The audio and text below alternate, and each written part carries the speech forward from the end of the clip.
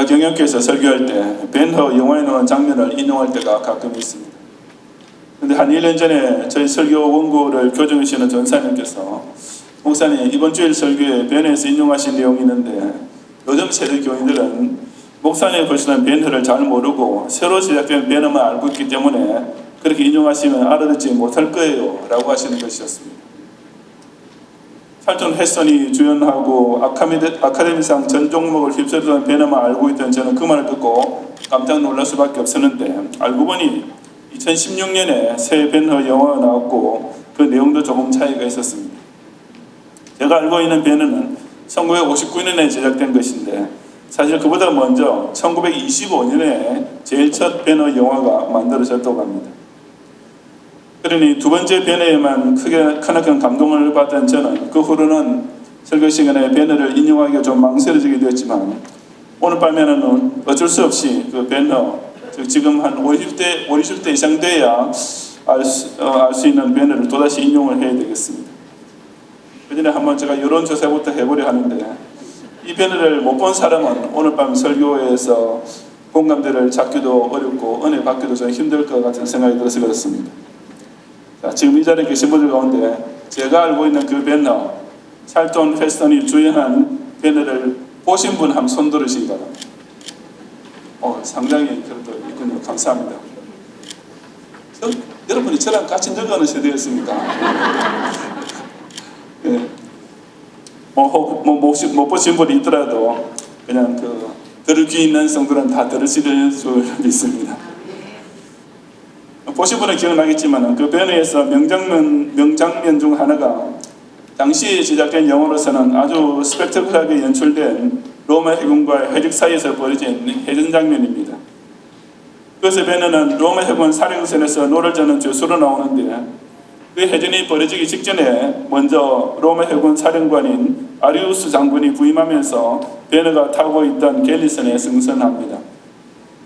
그리고 아리우스 장군은 자신의 사령선 구석구석을 검열하게 되는데 그러다 배 밑창에서 노를 저는 죄수들 가운데서 벤허를 만납니다. 벤허의 범상치 않은 눈빛을 감지한 아리우스 장군은 그에게 갤리선에서 몇 년이나 있었는가 라고 묻습니다. 벤허가 3년이라고 대답하자 아리우스 장군은 갤리선에서 노를 저는 죄수의 평균 수명은 1년에 불과한데 대단히 오래 생존하고 있군 이라고 하자 벤허는 하나님께서는 내가 내 원수에게 복수할 때까지는 죽지 않게 하실 것입니다 라고 대답하면서 아리우스 장군을 똑바로 응시합니다. 그러자 아리우스 장군은 내 눈빛에는 증오가 가득 차 있군. 그건 좋은 일이야. 증오는 사람을 강하게 만들지 라고 말합니다. 그 아리우스 장군의 말대로 벤허는 자기 어머니와 여동생에게 누명을 씌워 지하 감옥에 가두고 자기는 실제적으로 사형언도나 다름없는 갤리선 노수로 만들어버린 메살에 대한 극도의 증오심을 그 영화의 그의 마지막 부분까지 불태우는 캐릭터로 나오는 것입니다. 정말이지 아리우스 장군의 그 명대사 그대로 다른 사람을 미워하는 증오의 힘이란 아주 강력합니다. 비록 영화에서는 그 증오의 힘이 벤허에게 극한 상황에서도 끝까지 살아남고자 하는 의지를 놓지 않게 해주고 끝내는 권선징악의 속 시원한 결말을 맺게 해주는 원인으로 작동했지만 일반 인간사회에서는 그렇게 좋은 쪽으로 나타나기는 힘듭니다.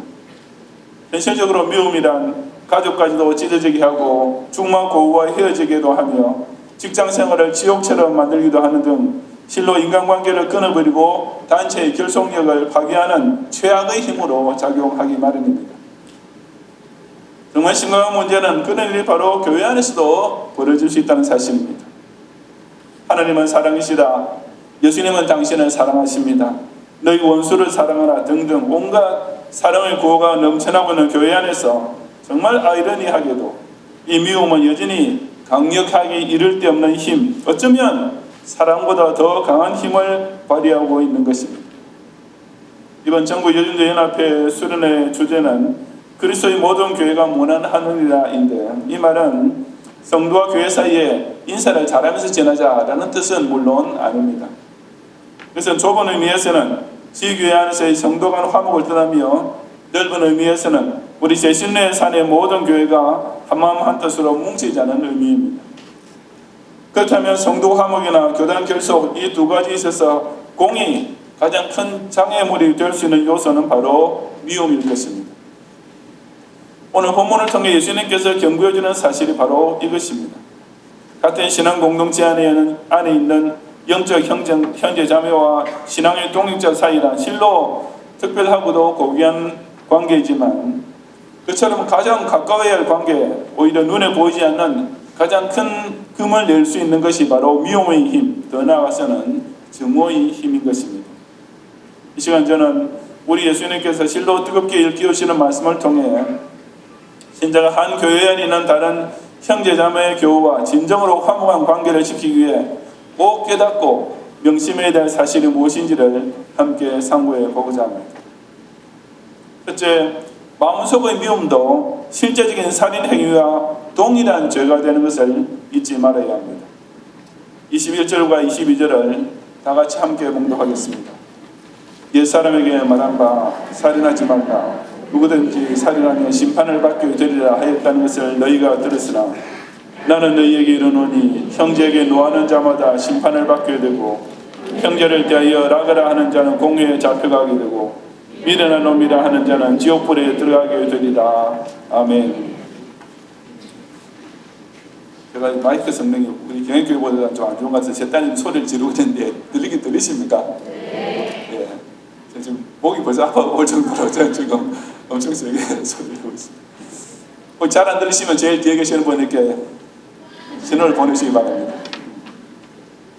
저기 그 뒤에 계신 분이 대학부 청년분 진행분, 여러분 보고 한 말이에요. 지금 제 말 안 들립니까? 그 계신 그 두 분요, 그 세 분인가, 그 청년, 남자 청년들. 잘 안 들리면 이렇게 표시하시라고요, 저한테 이렇게. 예, 오케이. 잘 안 들리면요. 잘 들리면 가만히 있고요. 이 21절부터 48절까지에 옛 사람에게 말한 바 무엇 하였다는 것은 너희가 들었으나 나는 너희에게 이르노니 라는 패턴이 6번 반복됩니다. 이것은 구약 율법에서는 이렇게 가르쳤지만 나는 너희에게 새 계명을 준다 라는 의미입니다.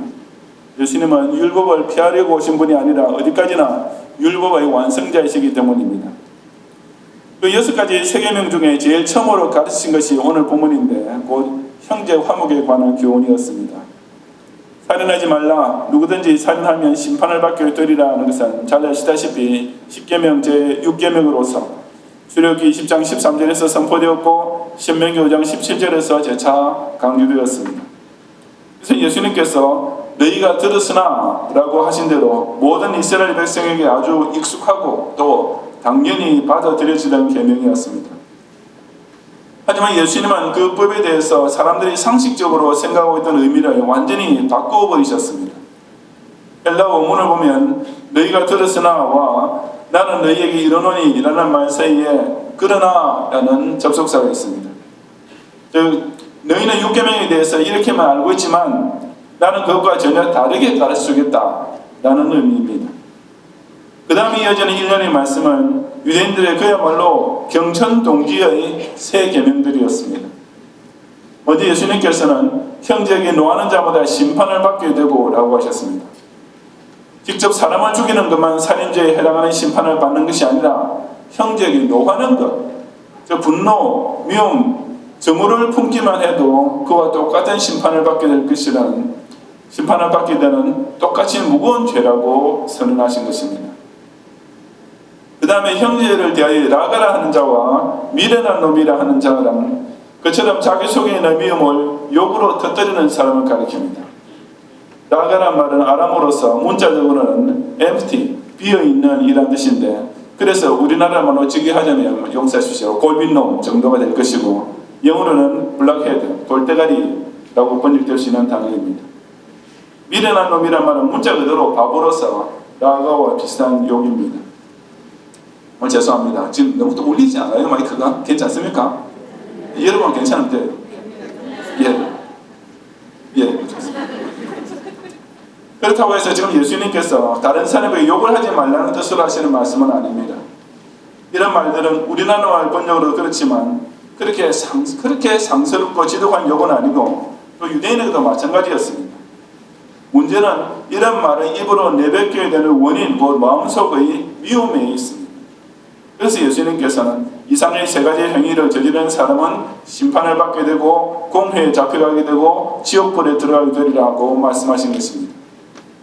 이 문맥에서의 공회는 산헤드린 공회가 아니라 궁극적인 심판대를 가리킵니다. 즉 심판과 공회와 지옥불은 서로 다른 세 등급의 벌이 아니라 똑같은 하나님의 최후 심판인 것입니다. 여기서 예수님께서는 살인의 의미를 확장시키고 계십니다. 물론 형제에게 노하는 것이 분명히 나쁜 일을 하지만 그것이 어떻게 살인과 맞먹을 만한 중죄가 되겠습니까? 형제에게 욕하는 것도 분명히 저지르지 말아야 할 죄이긴 하지만 그것이 어떻게 지옥불에 들어갈 만큼 큰 죄가 되겠습니까? 그래서 바로 미움이라는 감정이야말로 살인이라는 죄를 저지르게 만드는 근본적인 원인이요 동기이기 때문입니다. 그런 까닭에 예수님의 세 계명의 관점에서 볼 때는 형제에게 노여움을 품거나 욕을 할 정도가 되면 그것만으로도 이미 그 사람을 죽인 것이나 다름이 없는 것입니다. 살인은 비단 이스라엘 백성뿐 아니라 전 인류 역사를 통해 누구나 다 죄로 인정하는 범죄의 행위입니다. 아니 그것은 사람 사이에서 죄를 짓는 가장 극악한 죄로 판단되는 까닭에 사형이라는 최고형까지 언도될 수 있는 것입니다. 사실 동종끼리 서로 죽이는 것은 일반 동물 세계에서도 발견되기는 합니다. 하지만 다른 동물은 그저 생존을 위해 싸우다가 상대편을 죽이게 되는 것인 반면에 사람은 오로지 미움이라는 감정 때문에 동종을 죽이는 유일한 동물입니다. 그러니 상대방을 미워하는 것, 특히 같은 형제끼리, 같은 교우끼리 용서해 줄 줄 모르고 분노를 터뜨리거나 욕을 퍼붓는 것은 실상 이미 살인죄를 저지른 것이나 마찬가지입니다. 아직 살인이라는 행동을 실천에 옮기지 않았을 뿐이지 죽이고 싶을 정도로 밉다라는 살인 동기와 살해 의도는 분명히 나타났기 때문입니다. 젊은이의 양지라는 아주 오랜 옛날 영화에 보면 조지라는 시골 출신이지만 미남이고 가난하지만 야망에 찬 청년이 부유한 친척이 경영하는 공장에 취직하면서 출세 가도를 달리게 됩니다. 그러다가 조지는 같은 공장에 근무하는 여직원 앨리스를 만나 사귀게 되는데 그 후 승진을 거듭한 조지는 상류사회에 발을 들여놓게 되면서 사교의 꽃이었던 안젤라를 만나게 됩니다. 그 무렵 앨리스는 조지에게 자기가 임신을 했다고 알려주는데 그 소식을 들은 조지는 고민 끝에 앨리스를 죽이려고 결심하고 그녀를 호수로 불러냅니다. 하지만 보트 위에서 둘이 말다툼을 하던 도중에 배가 뒤집히는 사고가 발생하면서 앨리스는 익사하게 되고 조지는 살인범으로 몰려 결국 유죄 선고를 받게 됩니다. 사형이 집행되는 날 자기를 찾아온 목사 앞에서 조지는 자신의 무죄를 하소연했는데 그때 그 목사가 조지의 눈을 똑바로 바라보면서 앨리스가 물에 빠졌을 때 당신의 머릿속에 누가 떠올랐습니까? 라고 묻습니다. 그 질문에 조지는 말문이 막히고 맙니다. 왜냐하면 보트가 전복되고 앨리스가 물에 빠져 허우적거리는 것을 보게 되었을 때 그의 머릿속에서는 순간적으로 안젤라가 스쳐 지나가면서 지금 내가 아무것도 하지 않고 가만히 있기만 하면 안젤라와 평생 행복하게 살 수 있겠구나 라는 생각이 들었기 때문이었습니다. 목사의 말을 통해 비록 직접 살인을 하지 않았지만 자기가 그런 살의를 품었다는 사실을 스스로 인정하게 된 조지는 속으로 유죄라고 되누면서 형정을 향해 걸어가는 것입니다. 이 바보야, 저 멍청한 녀석, 뭐 그리 대단히 나쁜 욕도 아닌 것 같지 않습니까? 하지만 지금 그렇게 미워하고 있으면 그 사람을 아무 책임질 리 없이 죽일 수 있는 완벽한 기회만 생기면 우리도 조지처럼 살인을 저지르게 될 것입니다. 나한테 이렇게 하더니 괘씸하기 짝이 없는 놈, 속으로만 그렇게 생각하는 것이야 우리 모두에게 일상의 다반사나 마찬가지입니다. 하지만 지금 그토록 누군가를 불같이 증오하고 있으면 그 사람을 살려주려고 일부러 애쓰지 않고 가만히 내버려 두기만 해도 절로 죽게 될 상황이 닥치면 저와 여러분 역시 내가 직접 죽인 것은 아닌데 라고 자기 합리화하면서 실제로는 엄연한 살인죄를 저지르게 되지 않겠습니까? 옛사람에게는 직접 사람을 죽여야 제6계명을 범하는 시대지만 신약의 신앙 공동체 안에서는 예수님의 한 피 바다 한 몸 이룬 다른 형제 성도를 미워하는 마음을 품기만 해도 이미 살인한 자로 정죄된다는 이 엄중한 예수님의 새 계명을 꼭 기억하고, 살인 동기요 살인 의도나 마찬가지인 미움이 자기 마음속에서 싹틀 때 미리 깨끗이 잘라내는 여전도의 회원들이 되시기 바랍니다.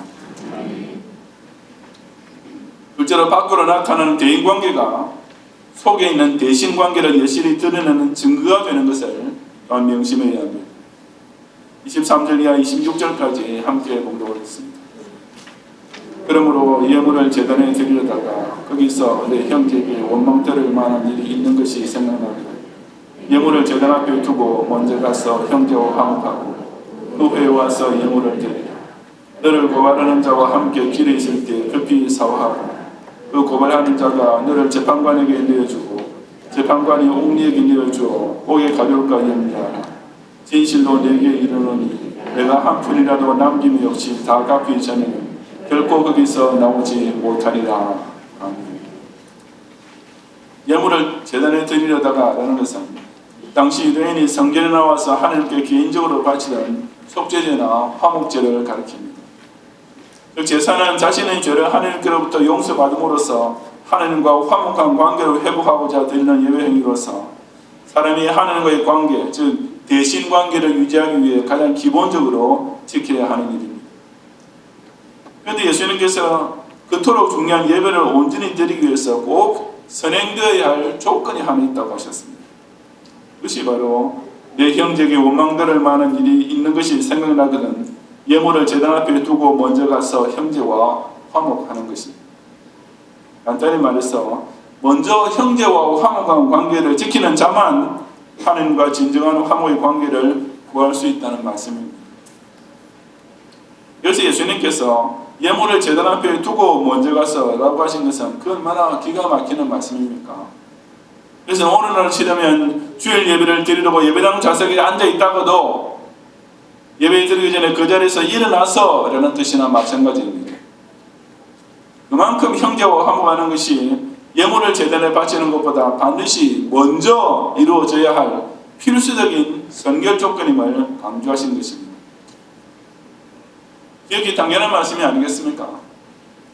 자기 속에 형제에 대한 분노와 원한이 남아있는 상태에서 어떻게 하나님께 감사를 드리고 찬양을 올릴 수가 있겠습니까? 자기 마음은 지금 같은 예배당 안에는 어떤 교원에 대한 미움과 증오로 가득 차 있으면서 도대체 어떻게 하나님을 향해 죄 용서를 기도하고 구원의 은총을 바랄 수가 있겠습니까? 25절 이하 이어지는 두 번째 비유는 같은 맥락이지만 그 강조점이 약간 다릅니다. 너를 고발하는 자란 자기 안에서 피해를 입고 그것에 대해서 고발하려 하는 사람을 가리킵니다. 그런 경우에 피고소인 처지에 있는 사람은 그 사람과 함께 길에 있을 때, 즉 법정에 도착하기 전에 급히 사과하라고 했습니다.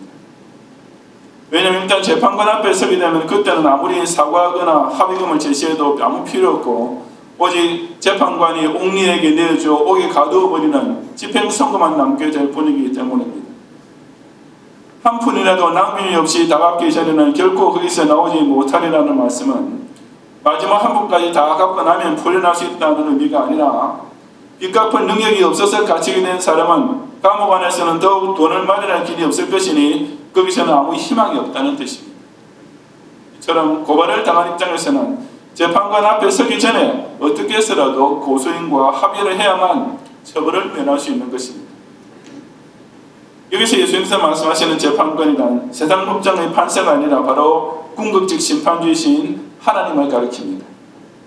마찬가지로 옥에 가둘까 염려하는 말씀도 감옥이 아니라 앞에 22절 하반절과 연결되는 의미로서 바로 지옥을 두고 가신 것입니다. 이 세상에서 형제와 끝내 화목하지 못한 상태 그대로 하나님의 최후 심판자 앞에 서게 되면 모든 것이 다 끝장이라는 뜻입니다. 그때는 어떤 후회도 소용없고 아무리 회개한데도 이미 한참 늦어버린 뒷북치기가 될 뿐입니다. 예수님께서 결코 거기서 나오지 못하리라고 단언하시는 대로 그 백보자 심판대에서는 하나님께서 형제를 용서하지 않은 죄, 형제와 불화한 죄를 반드시 물으실 것이며 엄중히 처벌하신 이만 남아있는 것입니다. 이 두 비유는 형제간의 화목이 곧 하나님과의 화목과 직결되는 것을 설명해 줍니다. 그중 첫 번째 비유는 형제와 먼저 화목해야 하는 것을, 그리고 두 번째 비유는 형제와 급히 화목해야 하는 것을 각각 강조하고 있습니다. 또 하나 눈여겨보아야 할 요점은 형제에게 원망들을 만한 일이 있는 것이 생각나거든 이란 말씀과 너를 고발하는 자라는 말씀의 대조입니다. 앞의 문단에서는 상대방으로부터 피해를 입고 그를 향해 분노를 품게 된 피해자 입장에서 그 가해자를 용서해야 한다고 하셨습니다. 하지만 여기서는 원망을 듣게 되고 송사를 당하게 된 가해자 입장으로 바뀌어 있는데 그런 경우에도 똑같이 형제와 화목해야 한다고 하신 것입니다. 그래서 본인 스스로는 어디까지나 피해자라고만 생각하는 상황이라 할지라도 상대방 쪽에서 역시 자기가 진짜 피해자라고 생각할 수 있음을 일깨워주시는 말씀입니다. 사실 두 사람 사이의 관계가 나빠졌을 때 그 어느 한쪽도 자기가 가해자라고 인정하는 사람은 아무도 없고 다들 이렇게 된 것은 오직 상대방 쪽 잘못이라고 말하지 않습니까? 예수님께서는 바로 그런 경우에 한번 입장을 바꾸어서 생각해 보라고 하십니다. 내 스스로는 나야말로 상대방을 미워하고 욕을 해도 괜찮을 만큼 피해를 당한 입장이라고 판단될 때도 사실은 나 자신의말로 상대방으로부터 원망을 들을 만한 일을 저질렀고 송사를 당할 만한 원인을 이야기한 가해자일 가능성도 다분하기 때문입니다.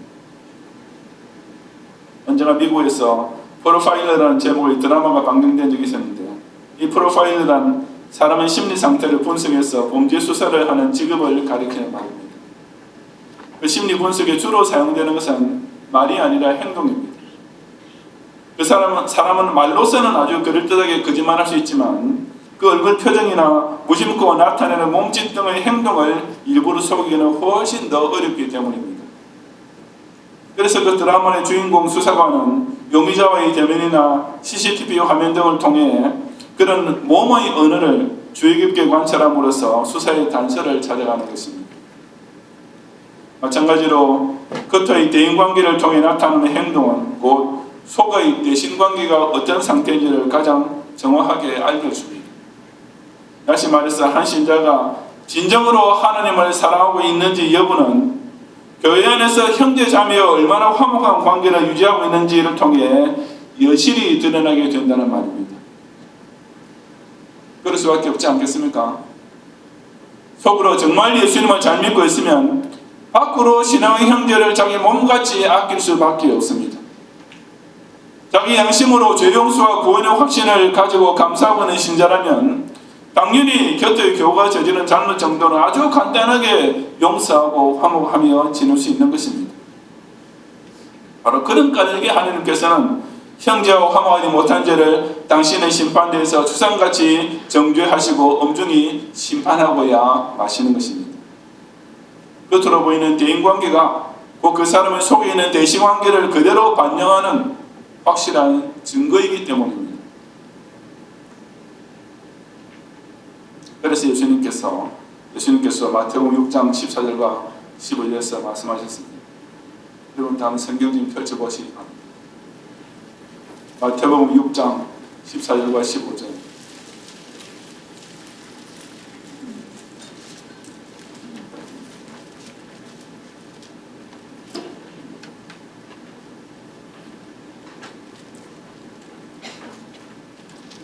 이 말씀을 물론 성경 말씀이지만 그냥 성경 말씀이라고 생각하지 말고 지금 예수님께서 여러분 지금 1대1로 안 만났어요. 여러분 앞에서 하시는 말씀이라고 생각하면서 나같이 한번 봉독하겠습니다.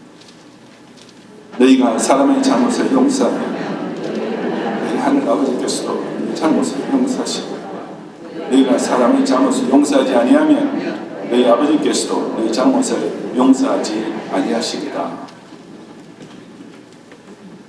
이 말씀 여러분 못 알아듣는 말이 있습니까? 영어로 읽을 때 I mean it 거든요. 진짜로 하는 말이야. 진심으로 하는 말이야. 예수님께서 여러분에게 I mean it. 나는 이 말 지금 문자 그대로 하는 말이야. 너희가 사람의 과실을 용서하지 않으면 하나님도 용서하지 않는다. 너무나 간단 명료하지 않아요? 경우는 뭐 저런 경우는 뭐 갖다 붙일 뭐가 없어요. 그냥 심플한 겁니다. 네가 용서 안 하면 나도 용서 안 한다. 다시 한번 읽어보겠습니다. 예수님께서 지금 I mean it 하면서 지금 여러분 각자에게 하시는 말씀으로 6장 14절과 15절 함께 공독하겠습니다. 너희가 사람의 잘못을 용서하면 너희 하나님 아버지께서도 너희 잘못을 용서하시려니와 너희가 사람의 잘못을 용서하지 아니하면 너희 아버지께서도 너희 잘못을 용서하지 아니하시리라.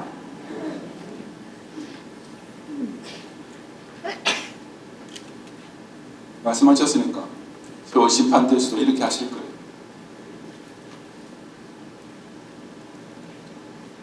아무리 하나님 앞에 예배 드려 나오는 신자라 할지라도 하나님 앞에 잘못이 전혀 없는 사람은 당연히 단 한 명도 없습니다. 그 모든 예배자 신앙인도 하나님께로부터는 오직 용서를 받아야 할 죄인의 처지에서 뿐입니다. 근데 자기는 남을 용서하지 않으면서 하나님께서는 자기를 용서해 주기를 구한다는 것은 어디 이 말이나 될 일입니까? 그야말로 어불성설이며 철면필 뿐입니다. 그러므로 성도 간의 화목한 관계는 하나님께 올리는 바른 예배를 온전히 성취시키기 위한 필수 불가결의 요소입니다. 예배 공동체 안에서 예배자들 사이에 서로 반목, 대립, 미움, 증오가 남아있다면 그 예배가 하나님께 상달될 리가 만무한 것입니다. 지금 내 곁에 있는 교우와의 대인관계가 곧 하나님과의 대신관계의 실상을 그대로 반영하고 있음을 명심하면서 사람의 깊은 속까지 감찰하시는 하나님의 심판대 앞에 서게 되기 전에 먼저 즉시 형제와 화목하는 성도가 되시기를 바랍니다. 성도 여러분, 예수님께서는 형제 사랑과 이웃 사랑과 원수 사랑을 엄밀히 구분하셨습니다. 원수는 그야말로 자기와 가장 적대적인 관계 있는 사람을 가리키지만 형제는 그 반대로 가장 가까이 있는 사람을 뜻합니다. 그래서 기도 신작에 있어서 형제란 바로 예수님 보혈 안에서 새로운 천국 가족이 된 성도입니다. 그리고 그토록 가까운 사이이기 때문에 오히려 우리는 내 곁에 있는 교우를 함부로 대하기가 쉽습니다. 하지만 형제 사랑도 못하는 사람이 원수 사랑을 과연 할 수 있겠습니까? 기분 좀 나쁘게 한 형제도 용서하지 못하는 사람이 예수님 말씀대로 내 오른밤을 치는 악한 죄를 용서해 줄 수 있겠습니까? 어림 한 푼 없는 일이죠. 내게 약간 손해를 끼친 교인과도 화목할 줄 모르고 칼각을 세우고 사는 사람이 스데반 집사처럼 자기를 박해하고 죽여하는 원수를 위해서 오히려 기도해 주시겠습니까? 말도 안 되는 소리죠. 사실 오늘 밤에 제가 설교한 내용은 여러분 모두가 이론적으로 너무나 잘 아는 사실입니다. 교회 안에서 성도 사이 형제 사랑은 기독신자 윤리 강령 제1호나 마찬가지이기 때문입니다. 내 이웃을 내 몸같이 사랑하려는 크고 첫째된 계명과 같은 이 둘째 계명의 구체적 실천 항목에서 비교할 대상이 없는 제일 첫 번째 이웃 사랑이 곧 형제 사랑이라는 것을 모르는 기독신자는 단 한 명도 없는 것입니다. 그런데 이것이 현실에서는 왜 그렇게 잘 안 되는 참 어려운 일이 되는 것이겠습니까? 제가 이런 말을 정말 조심해서 하지만 제 개인적인 경우는 남자 교인보다는 여자 교인들 사이가 좀 더 그런 것 같습니다. 부목사나 장로들 사이도 다 좋을 수 없고 서로 불편하거나 싫어하는 관계도 생기기는 마련이지만 최소한 그걸 드러내지는 않습니다. 그런데 여전사나 권사나 여집사들 사이에서는 그렇지 않습니다. 서로 뭐 언니 동생 하면서 진짜 친자매처럼 죽고 살고 막 이렇게 지내는 관계가 있는가 하면 그게 아니면 그냥 철천지 원수지간처럼 이쪽 그거 아니면 저쪽 그거로 확실히 갈라지는 그런 경향이 있어요. 개인적인 개념이니까 생각이 듣지 마십시오. 그것이 왜 그렇겠습니까? 이 말은 제가 꺼내기 더 어렵지만 그런 교회는 어쩌면 말이죠. 아직 예수님을 정말 인격적으로 만나지는 못해서 그런 것은 혹 아닐까요? 다들 신앙 고백을 하고 세례나 입교도 받고 교회 직분까지 받은 여러분을 제가 함부로 정죄하려는 것은 절대로 아니지만 그냥 여러분 스스로 한번 생각해 보시기 바랍니다. 예 계명은 곧 내가 너희를 사랑한 것 같이 너희도 서로 사랑하라고 말씀하시면서 당신께서 우리를 얼마나 진실로 사랑하시는지를 십자가의 고통과 죽으심으로 증명하신 이 예수님을 내가 과연 인격적으로 내가 내 사랑하는 남편을, 내 사랑하는 아들과 딸을, 내 사랑하는 충만 고를 아는 것처럼 진짜 알고 있는지 솔직히 한번 생각해 보시기 바랍니다. 저는 그처럼 실천하기 어렵게 보이는 형제사랑, 입게 여겨지는 교우를 오히려 용서하고 사랑하는 것이 정말로 예수님을 인격적으로 알고 있는 신자라면 충분히 가능하다고 확신합니다. 토론에서 언급했던 배너 영화를 보신 분 가운데 혹 알아차릴 분이 계실지 모르는데 그 영화 배너의 타이틀, 배너라는 타이틀 밑에 작은 부제목이 있는데 혹시 그거 보신 기억나시는 분 있습니까? 배너 영화의 부제목, 뭐 영어로 됐긴 하지만 어려운 영어는 아닌데 없어요. 그거 아시면 제가 지금 상 주려고 그럽니다. 할 수 없습니다. The Tale of the Christ, 그리스도 이야기라는 부제가 붙어 있습니다. 사실 배너는 영어로 나오기 훨씬 전 1880년에 소설로 출판되어서 무려 50년 동안이나 베스트셀러 1위를 기록한 책이었는데 그 저자인 류 웰리스가 자신의 소설에 그런 부제목을 붙였던 것입니다. 저 어릴 적에 배너를 보았을 때는 그저 아까 말씀드렸던 회전 장면이나 원형 경기장에서 벌어진 전차 경기 장면 등만 인상 깊게 남았습니다.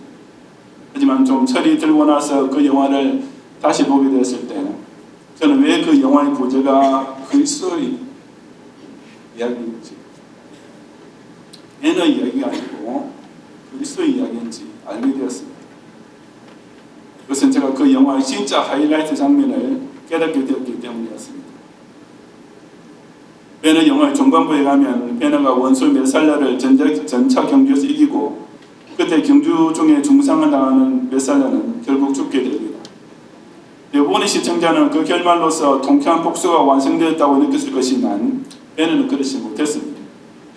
왜냐하면 메살라가 죽기 직전에 배너한테 그의 어머니와 누이 동생이 죽은 것이 아니고 나병에 걸린 상태로 아직 살아있다고 알려주면서 너하고 나 사이의 싸움은 아직 끝난 게 아니다라고 마지막 반격을 날렸기 때문이었습니다.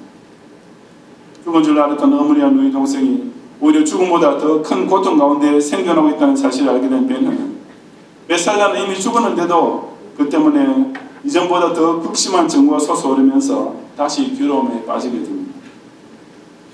그러다 배너는 우연히 예루살렘 골목길에서 골고다를 향해 십자가를 지고 끌려가시는 예수님을 만나게 됩니다.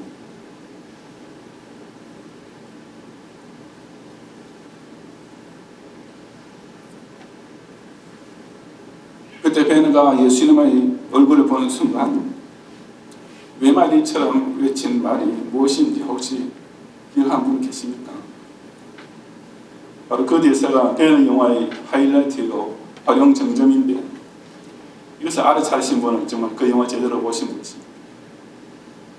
상 받을 기회 한 번 더 있습니다. 그때 배너가 뭐라고 했죠? 영어인데 아주 쉬운 영어인데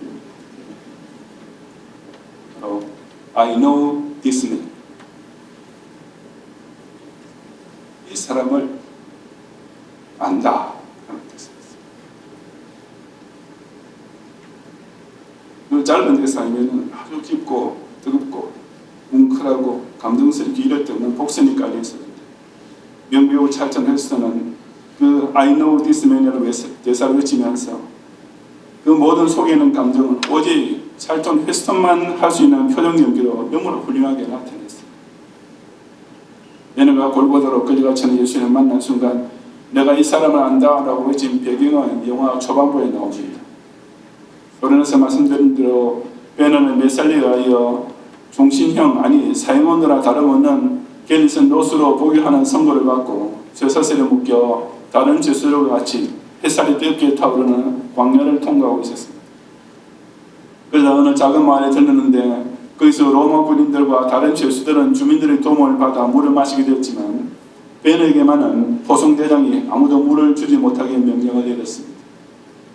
그 때문에 극심한 갈증에다 아예 생존 의지까지 잃어버리게 된 베너가 땅바닥에 쓰러졌을 때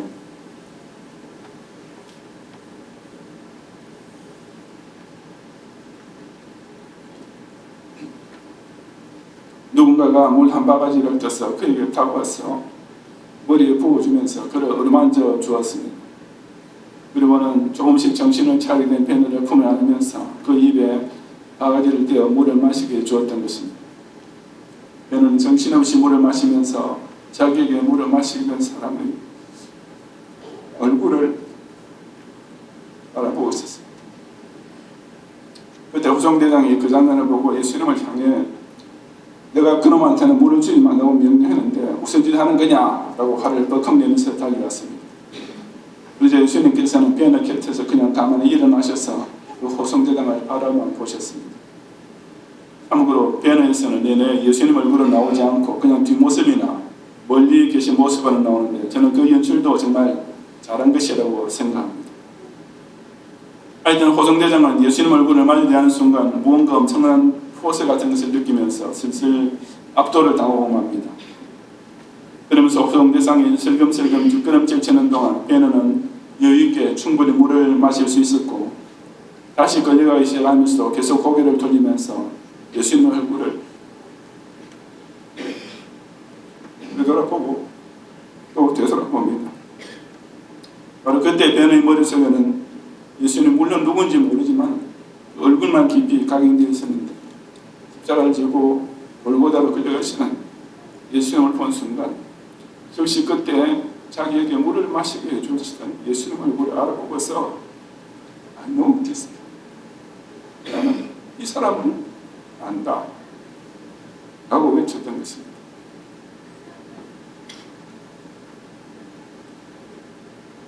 그리고 베너는 예수님을 골고다까지 따라가게 되었고 그래서 예수님의 가상 7연을 듣게 되었는데 특히 그 중에서 아버지 저들을 사하여 주옵소서 자기들이 하는 것을 알지 못합니다 라고 지금 당신은 십자가에 못 박아 죽이고 있는 원수를 용서해달라고 그것도 사람으로서는 상상조차 할 수 없는 최악의 극심한 고통 중에서 그런 기도를 하나님께 올리시는 모습을 보게 됩니다.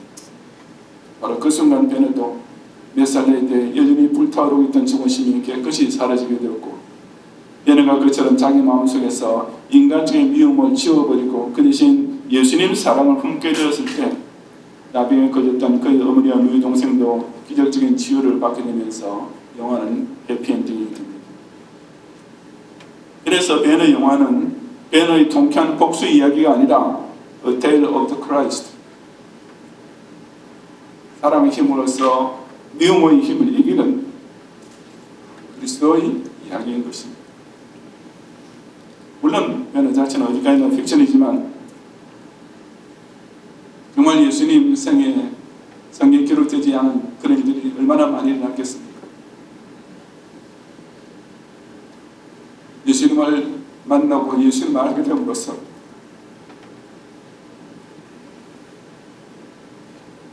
이렇게 삼전자가 확 바뀌는 그런 일들이 될 수 없이 성경에 기록하지 못했을 뿐이지 아주 많았을 것입니다.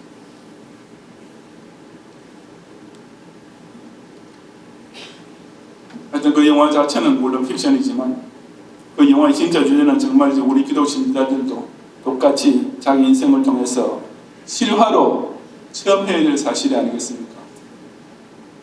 오직 예수님을 아는 사람, 예수님께서 먼저 보이신 사랑을 정말 아는 사람은 실제적으로 참 어려워 보이는, 아니 베너의 경우처럼 완전히 불가능해 보이는 사랑, 철천지 원수까지 용서해 주시는 놀라운 사랑을 실화로 해낼 수 있습니다.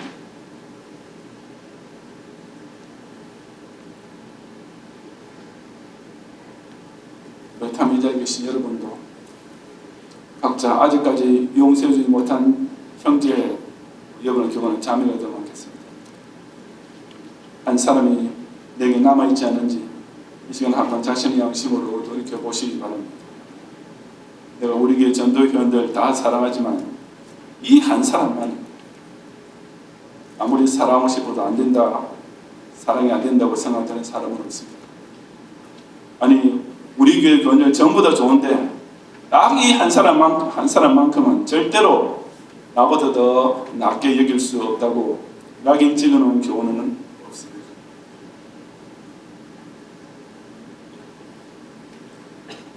어디 예수님 앞에서 한번 그렇게 말씀해 보시죠.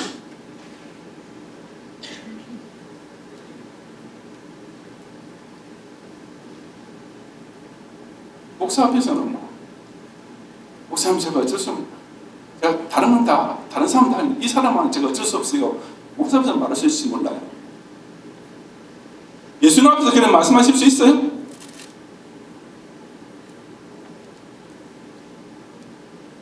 정말 여러분이 예수님을 안다면 그 예수님 앞에서 정말 그렇게 말할 수 있을 것 같습니까?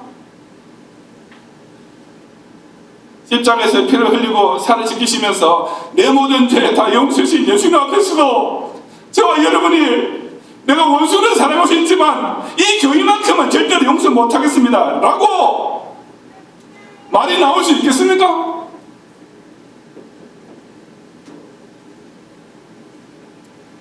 제6계명은 누구든지 살인하면 심판을 받게 된다고 했습니다.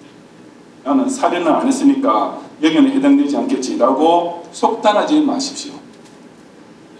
옛 사람에게 말한 바는 그렇지만 우리 예수님께서는 나는 너희에게 이르노니 라고 하시면서 누구든지 형제를 미워하면 이미 살인을 범한 자니라. 누구든지 끝까지 형제와 화목하지 못한 자는 결코 하나님의 심판을 면치 못하리라고 선포하십니다. 이것이 예수님의 세 계명이요, 당신의 보혈로서 진정 거듭난 새 사람을 명하시는 신약의 제6계명인 것입니다. 우리는 형제에 대한 미움을 반드시 용서로서 없애버려야 합니다. 형제에 대해서 노여움이 생기면 즉시 찾아가서 화목해야 합니다. 여러분의 마음속에 형제를 향한 저주가 남아있으면 하나님 앞에 예배드리러 나오기 전에 그것을 사랑으로 바꾸어 놓아야 하는 것입니다. 세상에서 가장 가까워야 할 사람, 아니 저 천당에 가서 영원히 가깝게 지낼 형제자매 교우를 70번씩 7번이라도 용서함으로써 진정 하나님과 화목하는 성도가 되시기를 주님의 이름으로 축원합니다. 아멘.